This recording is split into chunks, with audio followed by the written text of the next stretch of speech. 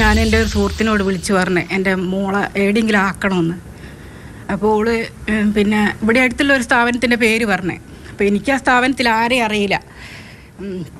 അപ്പോൾ ഞാൻ അന്നിങ്ങനെ ഇവിടെ ആക്കാമെന്നുള്ളൊരിതിൽ MCയിലായിരുന്നു ഭർത്താവുള്ളത്. അപ്പോൾ അവിടെ നിന്ന് ഇങ്ങനെ വരുന്ന സമയത്ത് അവിടെ നിന്ന് ബസ് ഹോസ്പിറ്റലിൽ നിന്ന് ഇറങ്ങിയിട്ട് ഈ വീട്ടിലെത്തുന്ന വരെ ഞാൻ കരണ്ടതാണ്.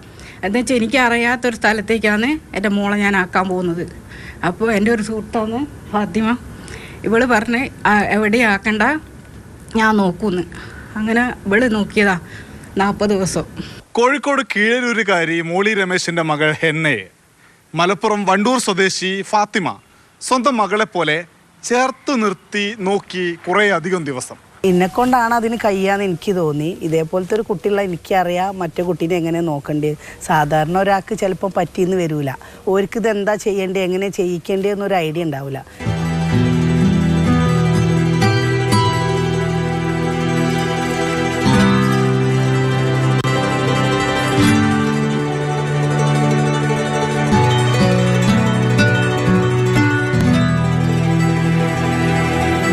എന്റെ കാലശേഷം കുട്ടിയെ ആര് സംരക്ഷിക്കും?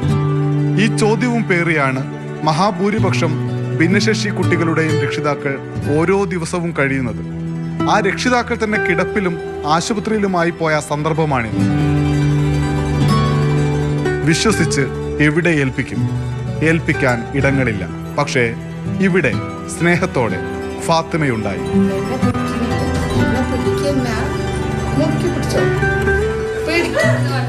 എൻ്റെ മോള് ആ വലുതായി വരുമ്പോൾ എന്താവും ഇങ്ങനെ സംഭവിക്കും എന്നുള്ളത് എനിക്കിങ്ങനെ മനസ്സുകൊണ്ട് തോന്നിപ്പോയി. ഇതേപോലെ ആർക്കെങ്കിലും തോന്നിയാൽ ഇത് നമ്മളെ കുട്ടികളെ ഇവള് നോക്കിയിട്ടില്ല, എൻ്റെ കുട്ടി എനിക്ക് വയ്യാതാവാണ് ഇവള് നോക്കിയില്ല, ആരെങ്കിലും എന്നെ കൊണ്ട് കഴിഞ്ഞല്ലോ, അപ്പോൾ ആരെങ്കിലും ചെറിയ ഹെൽപ്പെങ്കിലും ചെയ്തോളും എൻ്റെ കുട്ടിക്കും വേണ്ടിയിട്ടെന്ന് ഞാൻ മനസ്സിൽ വിചാരിച്ചു. ഫാത്തിമമാർ അപൂർവ സംഭവമാണ്. എല്ലായിടത്തും ഇത്തരക്കാരെ കാണാനാകില്ല.